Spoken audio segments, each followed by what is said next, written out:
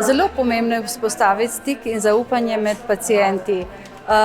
To je pomembno tudi zato, ker ginekologija nekako zajema intimno področje rodil in spolovil in težave bi mogli imeti iskreno zaupanje in kontakt, da bi nam lahko pacient zaupal svoje težave in da mu lahko pomagamo.